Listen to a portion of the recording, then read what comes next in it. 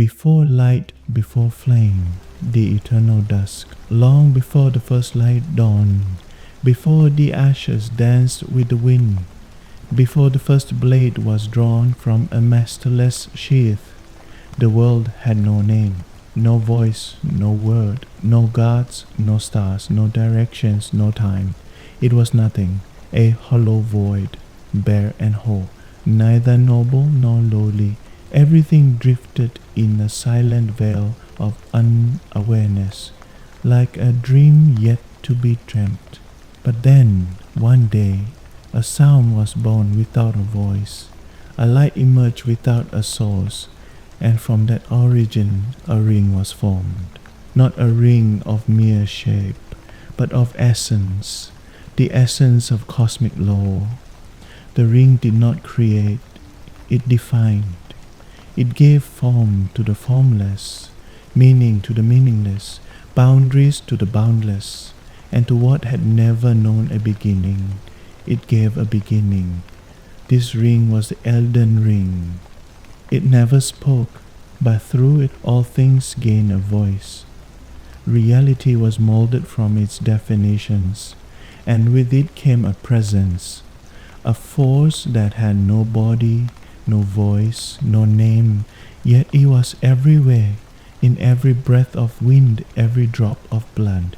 It was will, it was purpose, it was the unseen pulse that moved the world forward. They called it the greater will. The greater will did not create, it chose, and it chose one to bear the Elden Ring, to become the vessel of order.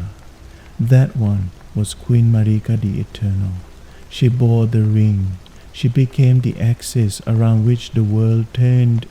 Goddess, Mother, the very heart of divine order. From her, the Elden Order was born.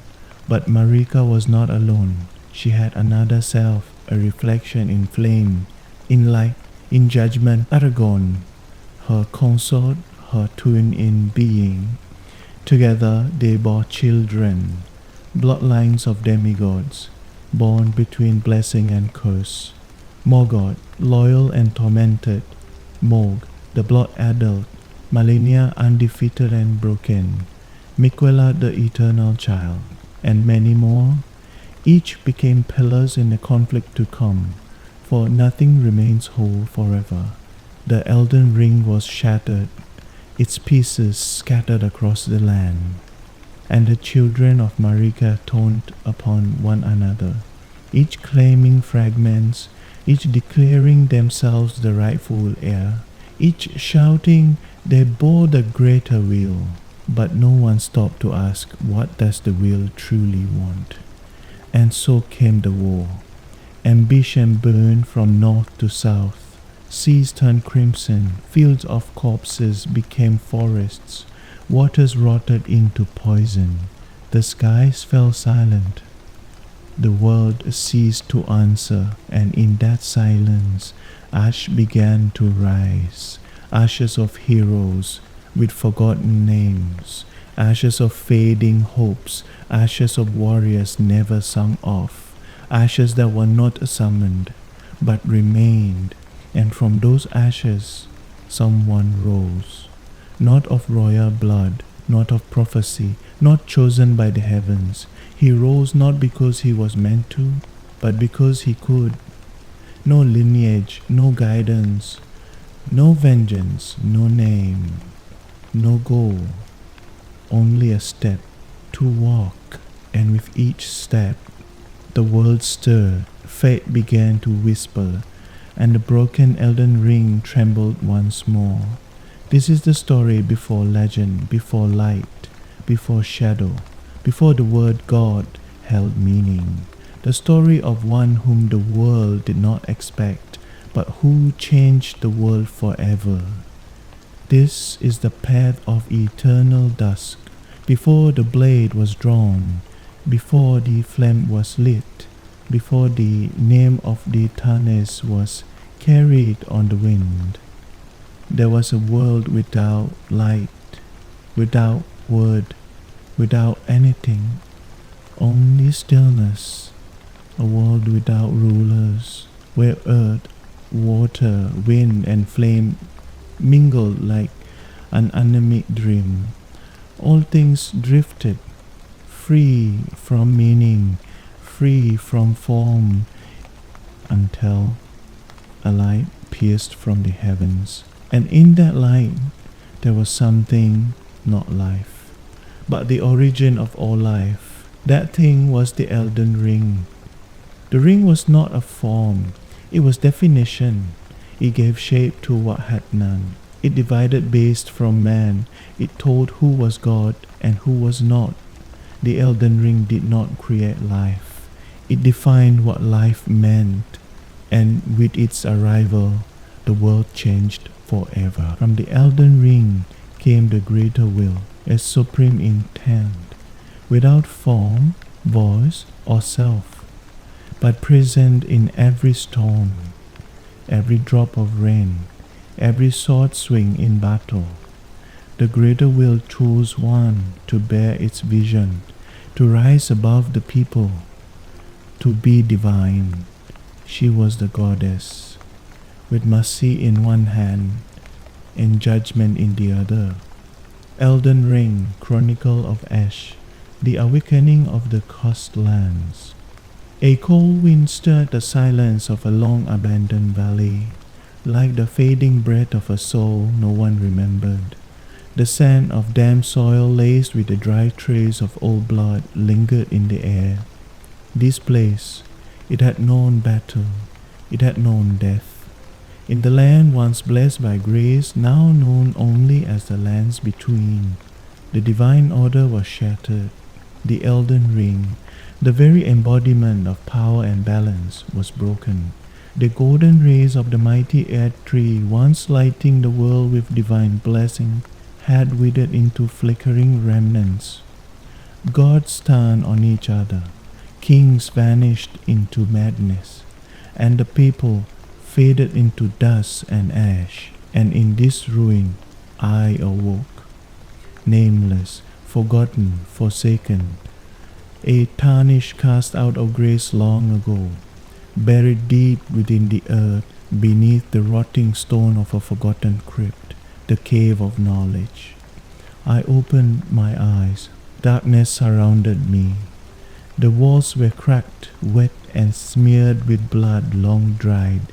Every step echoed through silence, haunted by groans. Not quite human, not quite beast. My hand brushed across cold stone, finding only a rusted blade. Not a weapon of glory, just something to hold off death for a moment longer. But I knew one thing for certain. If I didn't move forward, I would die. Again. I took the first step. I fought with clumsy hands, relearning how to roll, strike, guard, instincts buried in ash but not lost. And then I saw it, a glowing gate of light, beckoning. I stepped through, and for the first time, I saw the sky. Wind howled against my skin as golden sunlight spilled between the branches of the great Erdtree above. Before me stretched an open hilltop, a sea of green gold and fog. This was Limgrave, the first breath of freedom in the lands between. I could hear birds calling in the distance.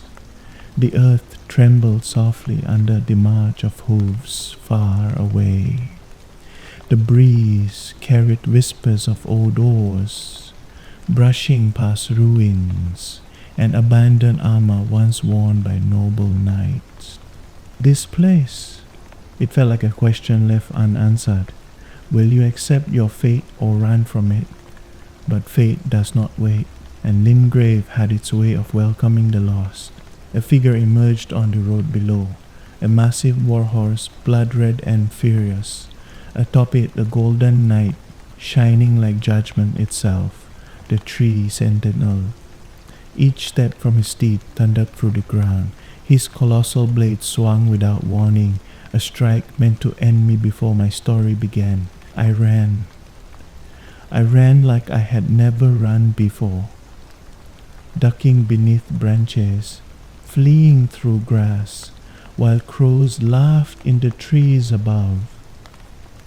And then I saw her, a hooded woman, face hidden, standing alone beneath the twilight sky. Her name was Melina. "You are without guidance," she said, "without purpose or protection, but if you would have me, I would be your flame in the darkness." I had no reason to refuse, and so I accepted. From that moment on, I was not alone. She gave me Torrent, a spectral steed with the power to leap over mountains and outrun death itself. The true journey had begun. Whispers spoke of Stormvale Castle rising high upon the cliffs, a fortress cursed with menace, monsters, and the grotesque remnants of broken nobility. They said those who passed through it would be tested, not just for strength, but for resolve. If I survived the horrors within, I would not merely be a survivor, I would become something more. A warrior forged in shadow and light, a rightful seeker of the Elden Ring. The road ahead is shrouded in darkness. Danger waits with every step, but my heart beats not with fear, but with a dream to become Elden Lord, to restore balance to a broken world, to answer the call of grace one final time. The wind still whips, the moon still mourns, but I still stand. The first step has been taken, and the voice of destiny begins to whisper of a change that will never be undone. Chapter: Limgrave and the Whispering Wind. The breath of the world still moved, slowly, as if reluctant to go on. Though the land was abandoned by its creator, though the sun shone wearily, and though the shadow of the great Erdtree fell hopelessly across the valley, everything still clung to its own form of life. After meeting Melina and receiving Torrent as a faithful companion, I began to understand. This world was never meant for survival. It was a trial, cast by the heavens and the land itself. I, nameless and homeless, would be forged into something if I could endure the storm of chaos. I rode Torrent through the grassy fields that draped the region of Limgrave, passing over hills, abandoned tents filled with corpses, and wooden lampposts where severed heads hung in place of lanterns. The golden knights that once served glory had become mad wanderers, warriors without reason, roaming like spirits unaware of their own deaths. And then I heard the wind, not the wind of nature, but whispers, lamentations of the dead. They begged for release, or perhaps cursed me to follow their path. I began collecting knowledge, engravings on old stones, torn journals left near corpses, and the stories of wandering travelers who had yet to lose their minds. There were villages burned by dragons, tunnels filled with the bodies of miners, and golden saplings scattered across the land, marking locations of mysterious power. Most importantly, there was the path to Stormvale Castle, but that path was never made for ordinary men. One day I came upon the first ruined church, the Church of Aile. There sat a strange traveling merchant beside a dying fire, wearing a tall iron helm, speaking with a tone of bitter boredom. "You're one of the Tarnished, aren't you? Still breathing, huh?" He chuckled softly. "Don't get too happy about that. This world has no place for the weak." He told me of the northern road, crawling with corrupted armies, half-human beasts, and a lord of mist who ruled from the castle peak. And yet, he handed me a potion and a small trinket. "At least make your death worth something." After resting, I set off eastward from Limgrave. There, a massive stone bridge arched across a deep ravine. The bridge of sacrifice. The wind blew harder. Somewhere in the distance I heard a woman crying. I found her beneath a tree. A blind girl, pale and weak. Her name was Irina. Her father had sent her away to escape war, but fate was not something she could flee. She could not see, but her heart perceived, deeper than most.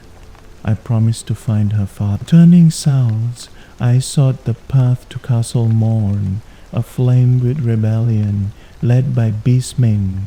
In that fortress I battled lion-headed warriors, brutal, fast, fearless. I fought through fire and thunder, through ash and debris. I began to feel something strange. I was changing. The hand that once trembled held steady. The sword that once felt heavy moved like breath. I was no longer merely abandoned. I was becoming a warrior. I returned to Irina, but when I arrived, she lay still beneath the same tree, dead. Yet she smiled. My heart turned cold. I knelt and laid my sword beside her body. I will not let your death be in vain, I whispered. I turned north again, toward the gatefront ruins crawling with undead warriors and shadow beasts. I entered at night and found my first map. There I discovered an old cellar, filled with ancient mechanisms, arcane beasts, and remnants of kingdoms past. Among the ruins I found a message. Though the Elden Ring is broken, the path of the brave remains. Traveling through Limgrave was not just survival, it was a lesson in endurance. The true enemy was not only the sword, but loneliness, fear, the voice in my head whispering, "Why are you here?" Still, I moved forward toward Stormvale Castle and the one they called Godric. My first true trial awaited. Chapter Stormvale Castle. And the hero Mistwind howled violently through the valleys as I approached the castle gates. Fog thickened ahead, unclear whether it was the smoke of war or mist born of something else. Before me towered ancient stone walls, cloaked in moss and stained with old blood. Memories carved into the cliffs. The clash of iron echoed, screams, inhuman, bled through the stone. This was no fortress. It was a trial of madness, fear, and transformation. I reached the front gate, a trap. A voice from the shadows warned me not to take the main path unless I wished to be pierced by giant arrows. Another voice inside urged me forward, saying a true warrior never hides, but honor alone would only earn me a grave. So I climbed the side wall. There, metal hooks with blades for talons swooped from the sky. I ducked, rolled, and fought like a beast. Steel clashed with steel. My screams mingled with theirs. I wasn't in a castle, I was in a butcher's maze. In the dungeons, defeated knights still haunted the halls. Dry blood on the walls, some handprints small as children's, others monstrous. A trap in the floor nearly took my life. A war blade sliced past my face by inches. My breath was stolen by the silence. But then I saw a faint torchlight and laughter. An old man named Gostok vanished from the round table. He warned me, Godric is no king. He's a mongrel drunk on stolen blood. He told of Godric's madness, grafting limbs onto his own body, arms of giants, knights, even dragons, all to look divine, all to wield stolen strength, a false king in robes of power. I moved past the ossuaries, piles of bodies, warriors, women, elders, beasts, stacked like garbage. I fought through elite knights, guild, skilled, swift, precise, but I had learned the rhythm. Fear no longer ruled me. At last I reached the grand gate. The courtyard was still.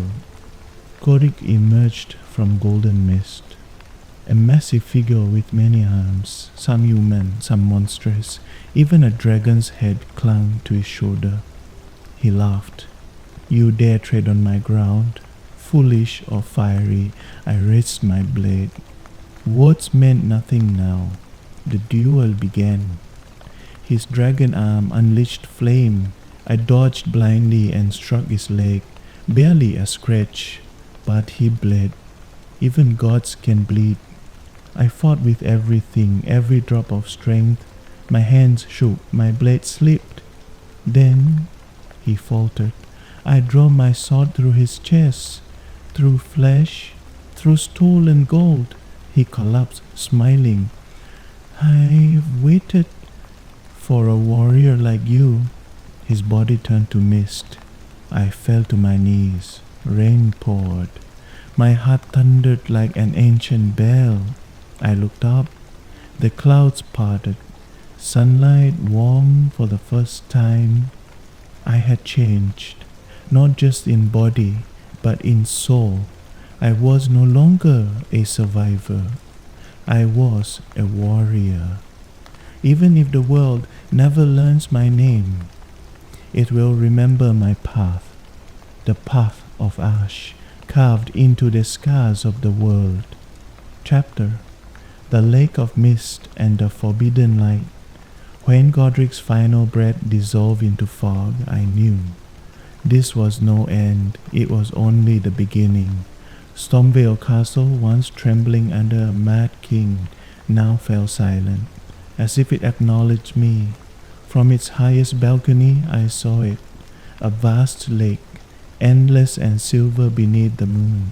Mist draped its waters like a burial shroud, and beyond it, towers glowing with blue light, hidden behind ancient trees, a place both inviting and warning. This was Liurnia of the Lakes, land of scholars, land of madness. Some call it the birthplace of wisdom, others the cradle of truth's delusion. I descended from the castle, down paths tangled in roots like hands of the dead. Rain began to fall. My breath turned to mist. Liurnia's silence was unlike Limgrave. No clashing steel, no beastly roars, only whispers. I reached a nameless lakeside village, empty, silent, but footprints remained, small, childlike, leading straight into the water and vanishing.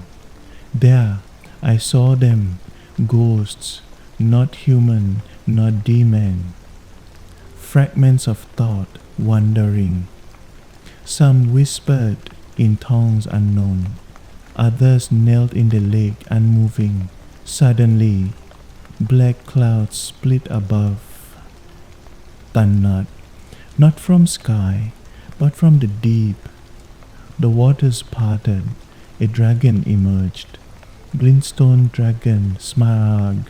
Its wings shimmered like mirrors. No flame, no roar, only silence and lightning, magic. It looked at me and then let me go, because it knew I was not ready. At the lake's center I found her, a woman cloaked in black, hair pale blue, floating without wind, Rani. She spoke not of war, but of choice. There are two paths: burn the world to create a new order, or drown it in shadow to end the cycle. I could not tell if she warned me or guided me. I ventured deeper, through Liurnia's mad dreamscape. Mages no longer human, only rotting flesh around glowing minds.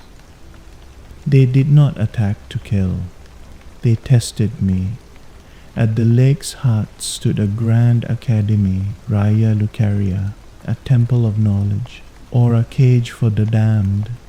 I passed its magical gates. Within, ghost teachers drifting through halls, questions still scribbled on chalkboards, lecture chants echoing through empty room. I fought students floating mid-air, casting spells that froze the heart.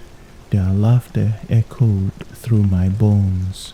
At last I met her, Renala, queen of magic, mother of lost sons, bearer of the cosmic egg. The battle was not of strength, but understanding.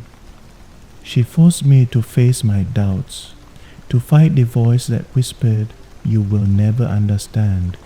I broke through illusion, through lullabies, through mirrors of light. She fell softly and spoke, "Now you have a choice. Do not lose yourself in light, nor in shadow." I stepped out into the rain. The golden Erdtree now shone faintly. My journey was far from over, but the voice inside me had changed. No longer trembling, it now stood tall. Chapter: The Golden Plateau of Shasta.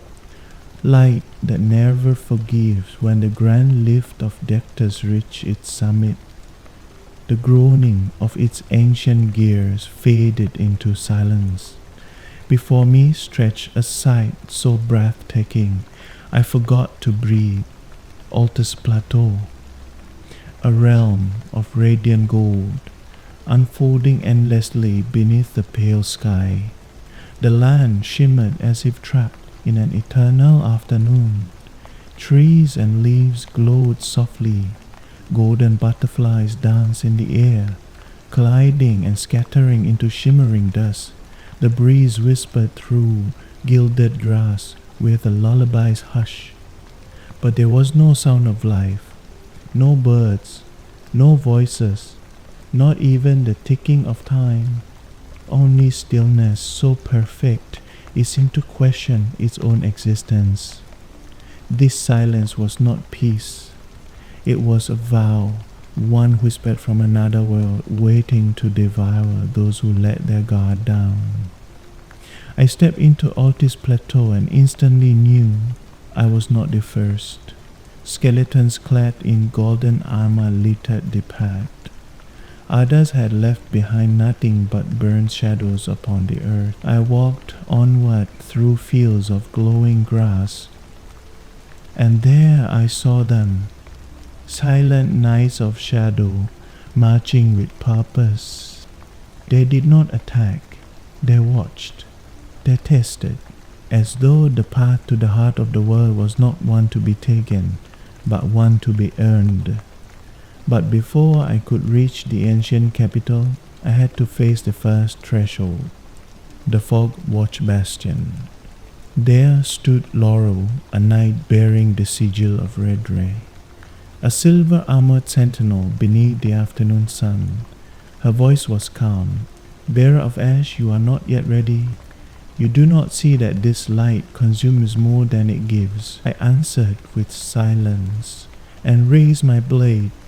Our duel was unlike any other. There was no hatred, no fury, only intent, pure, focused intent. Our weapons clashed beneath falling golden leaves. It was not a battle, it was a ritual, a dance of belief. She struck me down once, I rose again. She smiled, then go, passed through, and vanished into the golden wind. I stepped into the shaded castle, hidden beneath the looming cliffs. Within its shadowed walls dwelled those cast aside from the capital's light, the forgotten. They moved not, spoke not, stone still until struck. Then they attacked like revenants. The air reeked of poison. Green fog clung to every crevice. Breathing dulled my senses, my limbs turned heavy. I fought through traps, blades, and the laughter of invisible children, and at the castle's heart I met its master, the nameless man, cursed with no voice, no death, and no departure. Our battle was raw, sword to sword, flesh to flesh, memory to memory. When he fell, I heard a whisper, "Thank you for remembering me." I left the castle, and in the distance I saw them, the walls of Langdale, the capital of gold, rumored all my life. It stood tall among the clouds. Its glow revealed a man-made sun, and from its walls a trumpet sounded, not in welcome, but in warning. The new one comes, and that new one was me. Chapter 42. The capital of gold. The empty throne. After crossing the golden fog of Altus Plateau, I stood before the walls of Langdale, the capital of the ancient world. Towering walls of white stone veined with gold loomed overhead, etched with gods and dragons, remnants of a once glorious civilization. But the first challenge guarding the capital was not soldiers, nor beasts, nor a gate. It was the draconic tree sentinel, the golden dragon of judgment. It stood at the city's highest threshold. Its massive body dwarfed the gate itself. Its blank eyes peered into my soul, not just to measure strength, but to judge. This was no mere beast. This was a creation of the divine, forged to decide who was worthy. Those who lacked resolve would be burned. Those who hesitated would vanish in a final breath. But I was one who had risen from ash. I had walked through fog and flame. I was chosen, not by any god, but by the path itself. Our battle shook the skies. Its breath lit the heavens like midday sun. But in its fire, I saw something else: fear. This dragon did not guard the city. It was trapped, fearing what lay within more than what approached from without. When my blade struck its heart, its body dissolved into golden ash blown away on the wind, and I stepped into the city I had long awaited. Langdale was no longer a city. It was a tomb of truths, stairways of countless steps, towers none dared climb, stones that hummed with memories. The roads were dusted with dry gold and forgotten prayers. Skeletons turned to solid gold lay untouched. Silent guards stood still, blades ready, never blinking. Secret fountains whispered like weeping gods. I passed giant halls framed with marble pillars. Torn white and gold banners flapped in the wind like tattered pages of a forgotten book. I saw corpses of demigods seated at temples, not slain but waiting, and at the center an empty throne. No king, no god, no voice, only my reflection, a nameless one, standing where none were meant to reach. Behind the throne a door stood ajar. Beyond it, a scent of something old, something that should never be. I stepped through, into the depths of the deep root, the roots of the Erdtree, where gods were buried, madness consumed, death refused to end. There I met the spirit of a king long past, merged with the roots, whispering, "Will you burn this world for rebirth, or bury it forever?" I had no answer, but I knew my path was far from over. Heaven and hell still lay ahead. I returned to the city and gazed beyond its walls. There another road, no name, no travelers, a road no brave soul had returned to speak of. But I would go, not for power, but to discover what lies at the end of fate. Chapter 69. The mountain of late flame, the fire that burns past and future. I departed the capital of gold with no farewell. I looked upon Langdale one final time, before the sunlight vanished behind a veil of snow and ash. The land ahead was a mountain, towering, ancient, blanketed in untouched white. I could not see the summit, Only pale fog hovered low, swallowing sky and breath alike. Within it moved shadows, vast unspoken. There was only one way forward, through the waters of the frozen valley of Sophia, through canyons littered with petrified remains, soldiers frozen in mid-swing, beasts locked in eternal stares, enemies who could not die now wandered aimlessly, trapped in slow motion. I crept past storm winds and ghostly murmurs. The moment I entered the mountain's domain, the sun disappeared. The world turned blue and white. Every sound faded until even my breathing rang like thunder. I stopped with every step, unsure if something followed. Then came the fire monks, torture-sparing fanatics, devoted to the sacred flame. They did not speak, they did not ask. They merely raised their torches and charged like wolves. To them only one truth mattered. To reach the flame one must burn first. I fought through snow-covered woods where trees seemed to lean in, listening to death. Every monk wore the same face, eyeless smiling. Farther on I met the true giants, fire giants, remnants of a pre-God age, banished but not broken. Their memories still burned and they remembered everything. One stood before me, a single red eye sealed shut with iron. The other blazed like a dying star. He was not angry, he was mourning. His roars sounded like apologies. I fought him with every ounce left in me. I had to defeat him to proceed. And beyond him stood the forge of the giants, a mountain-sized crucible, silent, cold, but within it burned a fire that could consume fate itself. I stood at its edge, and Melina appeared. She stood beside me, quiet, radiant, resolute. She said, "This is where I've waited for you." She had not followed me. She had guided me here.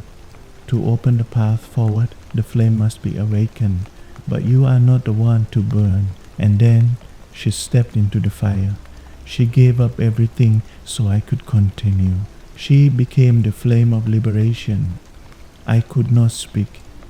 I stood still, knowing I had changed. The forge ignited. It scorched the sky, the past, and all hope. And it opened the path to the final city, the city above all things, the city of gods, the place where destiny would end.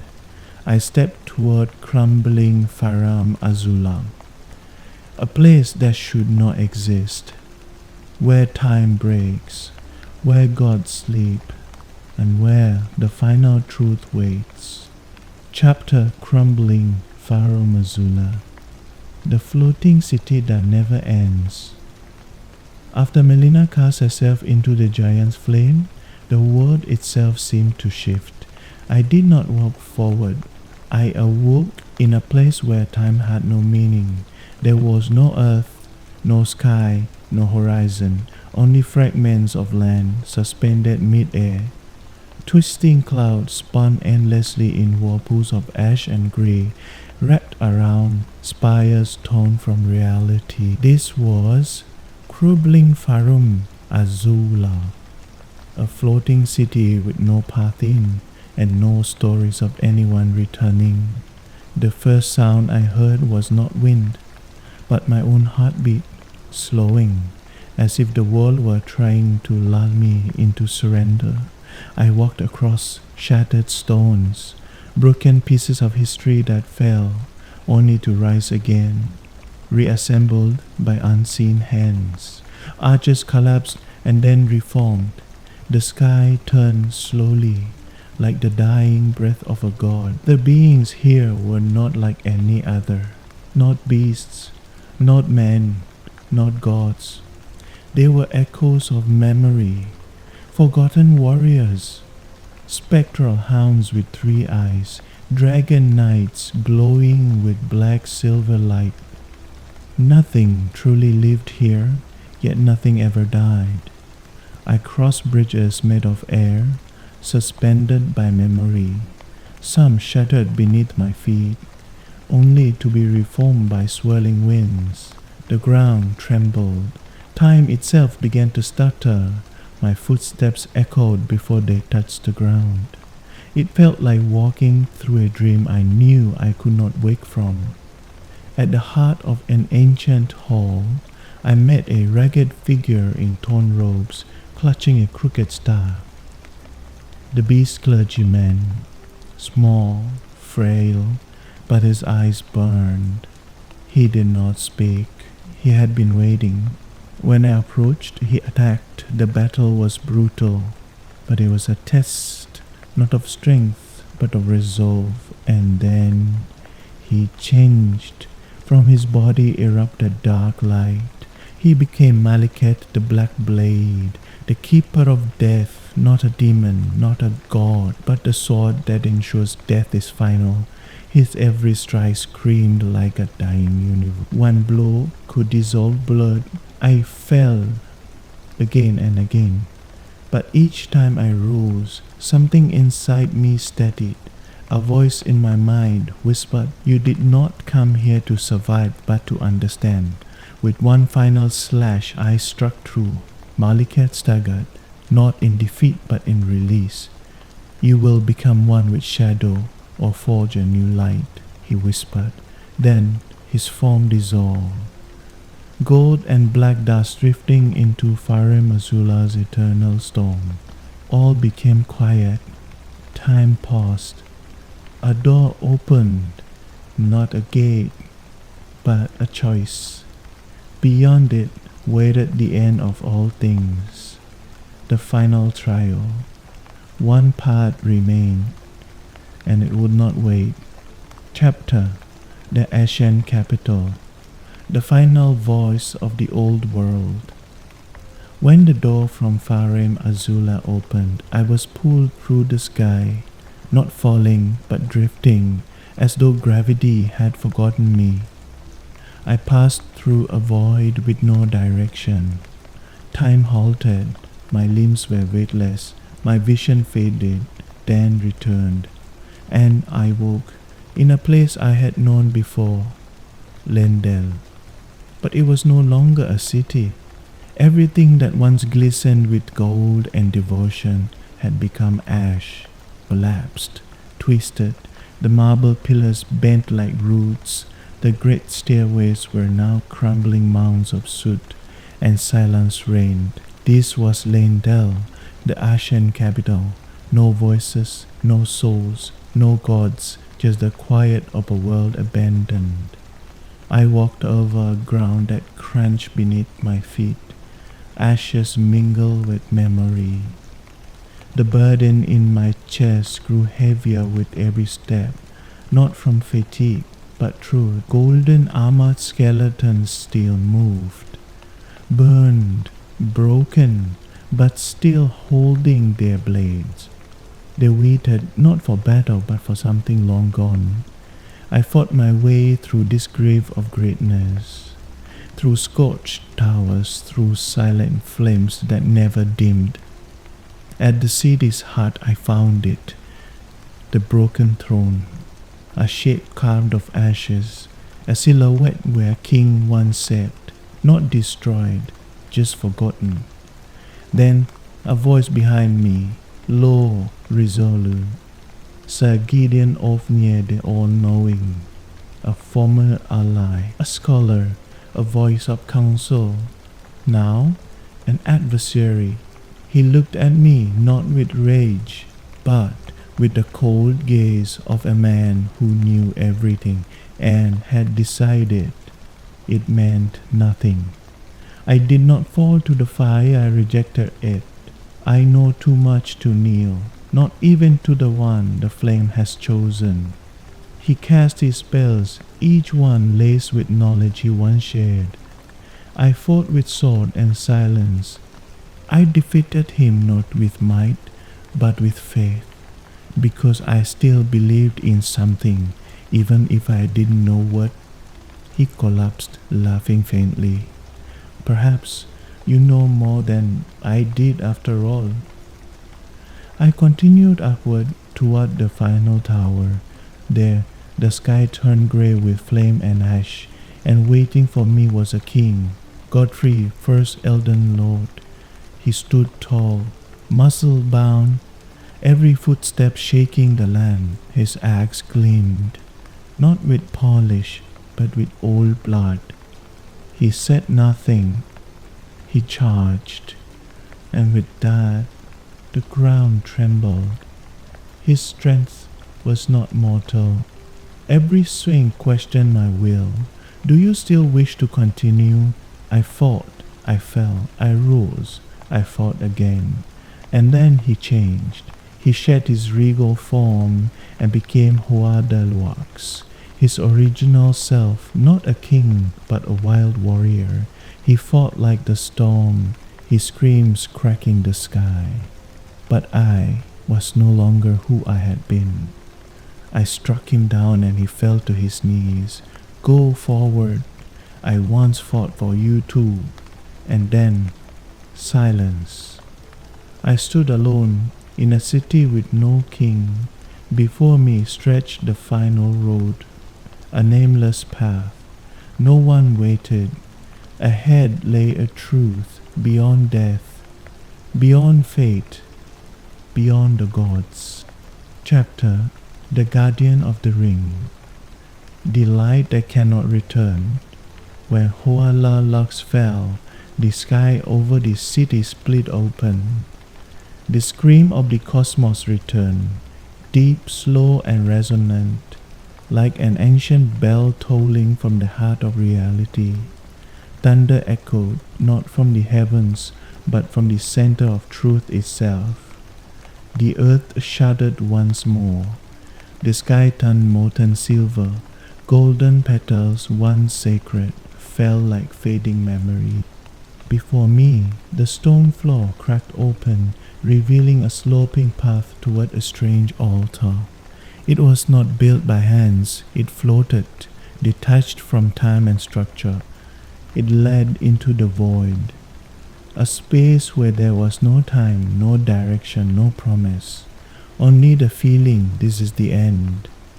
I stepped forward. My breath grew heavier. My body felt light, like ash. But my soul, it carried the weight of all that came before. Voices returned, not from others, but from within. Every step echoed with memories, friends lost, enemies fallen, promises whispered, and my own voice, the one I had forgotten, asking, why did I begin?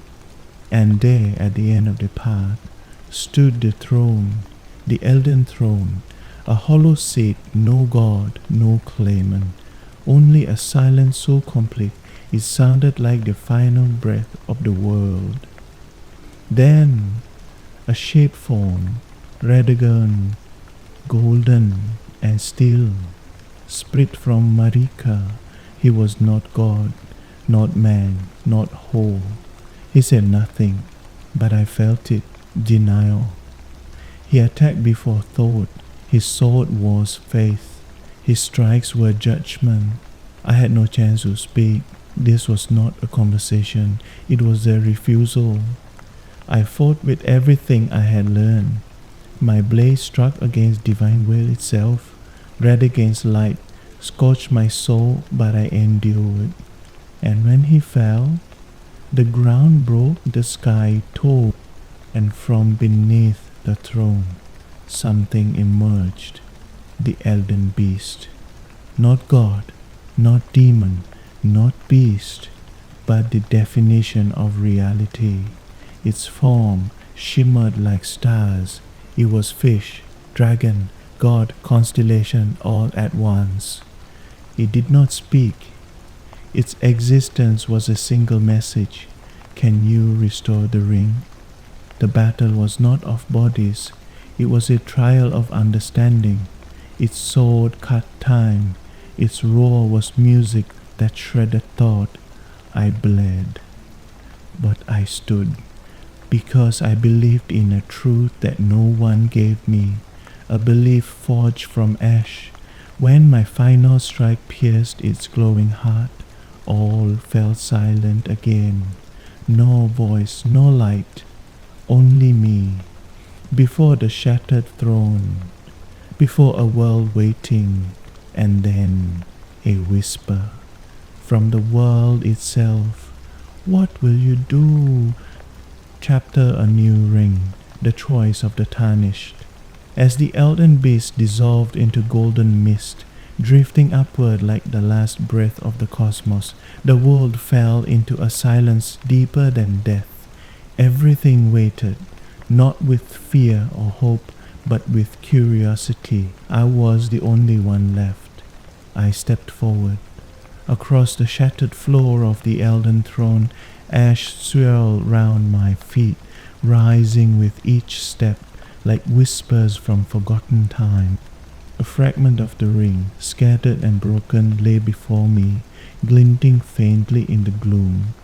And then a voice, not Melina, not a god, not fate, my own. You can mend the ring or walk away from it. Begin something new. Visions open around me, choices, paths, destinies. I could not tell if they were real or illusions drawn by power, but each was a door. One, mend the Elden Ring, sit upon the throne, become the Elden Lord. Restore order and light, at the cost of bearing the pain of a world rebuilt on bones and silence. 2. Relight the flame, burn it all anew, and make history, gods, and meaning. Create a world where none are above others, a world forged only from fire. 3. Do nothing, let the world rot, let it unravel, drifting into an endless twilight. Birth and age where nothing is sacred, where endings are final. 4. Embrace the stars, follow the voice that once whispered from beneath, join with the cosmos, become the seed of a new universe, a tranquil void. 5. The final whisper, Melina's voice, faint but firm. If you stand here, I did not die in vain. What will you do with the fire I gave you? There was no pressure, no curse, no divine will. For the first time I was not chosen. I was the one who chooses. I closed my eyes. I reached out to flame or to gold, to freedom or to silence, to faith or to myself. What I chose, no one will ever know, for there was no one left to speak of it. The last breath of the old world faded into the night, and the world began again. Chapter Ash does not fade, an age without a name. Ash still drifted through the air, even after the clashing of swords had stopped, even after the flame of destiny had gone out, even after the Tarnished vanished from the eyes of the world. The legacy of their journey remained. In soil, in rivers, in the hearts of those who still drew breath. After the judgment of the Elden Ring, the world did not explode or unravel. There was no apocalypse, no return of the gods, no sacred flame to guide the lost, no miracle to undo what had been. There was only silence and time, flowing back into the world like the first sunbeam after a storm that had raged for centuries. Leyndell, once a golden capital, was now no more than a faded shape on a crumbling map. Its golden walls collapsed layer by layer into sand. Where once great trumpets heralded divine rule, now only owls nested atop shattered spears. In the shadow of broken chapels, a young boy drew figures on a stone wall with a lump of charcoal. He didn't know the name of the man he was drawing. No one could tell him, for no one remembered who the last king had been. The world moved forward, not through proclamation or conquest, but by quiet determination. There were no more gods, no more single faith, no more thrones to kneel to. People began to live for themselves. In Limgrave, the blood-soaked plains had grown fertile. Small homes rose beside unnamed trees. Their builders did not call their gathering a village, for they didn't know what laws to follow or if they needed any. They simply said, "We live together for now." In Leonia, where once magic shimmered across mirrored lakes, a quiet order of scribes, translators, and orphans emerged. They read and wrote stories without gods, curses, or fates, only tales of people and the fragile truth of the human heart. Every week they read these stories aloud beneath a tree. When the last word was spoken, there was no applause, only warm silence. In Nukrom and Nukstela, the forgotten cities underground, a few returned, not to worship stars or seek power, but to see where the past lay buried. A woman laid flowers by the bones of Renala. She had never met her, but whispered thank you for believing in some kind of light, even if it went out. Even Khalid, once cursed and deceased, began to bloom. A silver grassland now covered its cracked terrain. From an unmarked grave, a strange flower bloomed. 6 silver petals, blinking open and closed like eyes. They called it the breath bloom, a sign not of sorrow, but arrival. "You've made it," it seemed to say, and none of this had a name. No banners, no decrees, no cries of Elden. Just a world that began to exist without definition. A world left behind by the Tarnished. Chapter: The voice of the remaining and the shadow of the forgotten. Beneath a leafless tree rising from a dry field where the mages of Raya Lucaria once camped, stood an old sorceress. She wore a torn grey cloak, too weathered to reflect any former dignity, but her eyes were still sharp, like blades honed by silence. Her name was Selen. Children ran behind her, laughing through the ruins of what had once been a battlefield of sorcery. Now it was a playground. No spells flew, no chants echoed, only joy. She watched them quietly and whispered to herself, "I believed knowledge could heal the world, but he didn't win by knowing. He won by letting go." With trembling hands, she laid down her staff. She stopped teaching and simply watched the world grow. Deep in the sleeping depths of Nokstella, once lit by starglow and ambition, a spirit remained. She sat on a cold stone throne, elegant and unmoving, her silver-white hair fluttering in invisible dew. The butterflies of starlight still circled her, even though there was no more magic left for them to feed on. She was Rani the witch.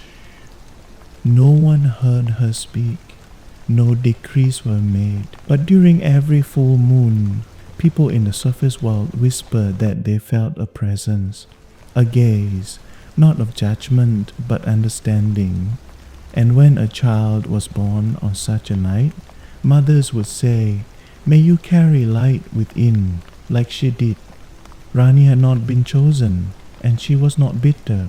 She knew to not be chosen was to leave room for something greater. In a nameless forest, near a shallow stream clear enough to reflect the stars, a woman walked barefoot. Her cloak was the color of soot. Her steps made no sound, not even rustling leaves. She was Melina. Many thought she had died, But she now existed, not as a flame to burn, but as a spark to remind, you are still alive. Some travelers glimpse her for a breath, near forgotten mountain pass. Others swore they heard her voice in the wind.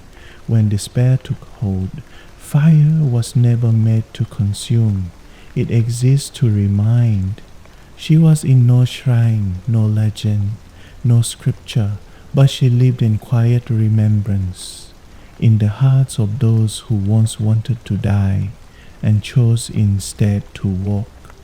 Atop the last cliffs where the remains of Farum Azula had fallen, a lone figure stood in the wind. He was blind. No one knew how he had survived. Some said he was the shadow of the world itself. Others believed he was the real form of the wolf from ancient dreams. His cloak was torn, his blade worn, but his eyes still held loyalty, even if there was no master to serve. He stood staring at the horizon, saying nothing. But every full moon a single soft howl echoed through the night. You did it, my friend. Chapter The Fall of Gods and the Rise of Humanity. In ancient times, every law was handed down by gods. Every path walked by mortals was paved with their will. The stars dictated purpose. The divine decided worth. Dreams, names, and even death were granted only by permission from above. But when the Tarnished completed their journey and chose not to reign, did not rekindle flame, did not revive the ring, did not summon the old powers again, the gods lost meaning, not because they were slain, but because no one listened anymore. Redogon vanished when the ring shattered. Marika faded without prayer or temple. Morgoth, once guardian of the capital, became a fading tale whispered to lull children to sleep. Morg, bloodthirsty lord, was reduced to a shadow in nightmares. Even Rekan, who had fused with the blasphemous serpent, became little more than an unbelievable story. None of them were defeated by force. They were defeated because humanity no longer needed to believe in them. There was no fear to keep men in chains. Humans began to be born anew. Upon the very earth that had once held gods aloft, ash cooled into fertile soil. People planted not just crops, but ideas. Ideas without destiny, without sin, without command. In a clearing deep within a broken forest, villagers built a council, not of priests or kings, but equals. The stones were gathered from old temples, not to worship but to sit in a circle. There were no high seats. Everyone took turns.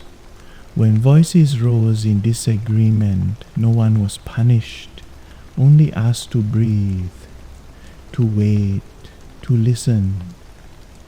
A girl wrote a poem on a leaf, let it float downstream. It disappeared. An elder found it, pinned it to a classroom wall. We can record feeling, he said, without needing a holy book. A former soldier, scarred from battles waged in God's names, told his grandson, "We used to fight because the gods commanded it. Now, if you must fight, do it because your heart says it right." Arthur without patrons. Songs were sung not for courts but for kitchens. Laughter in homes grew louder than bells in empty cathedrals. Music in markets was sweeter than royal hymns, and it didn't happen in a day. It took time to learn how to live without a center. No deity to kneel to, no throne to serve, no golden restoration, no fear from above. Just one simple truth: we are weak. And we understand that now. One day, a group of children climbed the remains of a once sacred temple. They sat among its broken stones, not to pray, not to steal, not to mock, just to be. Was this something important? One asked. No one knew. The wind passed through the ruins. No voice replied.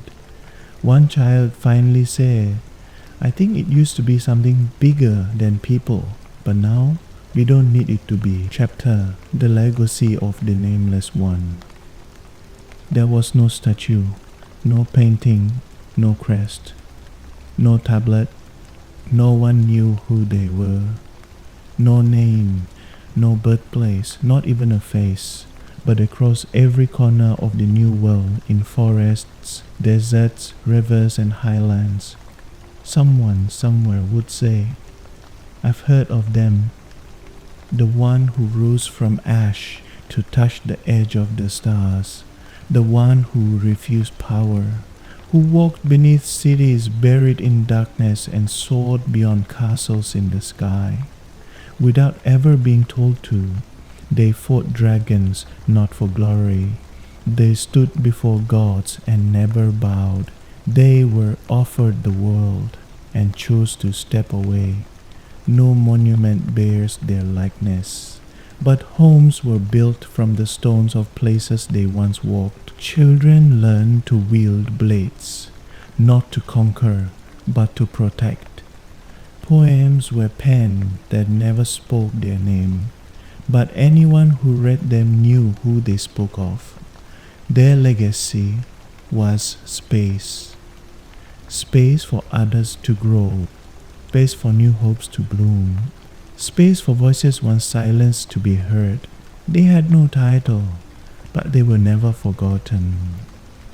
Chapter: The Final Ash, a world without a ruler.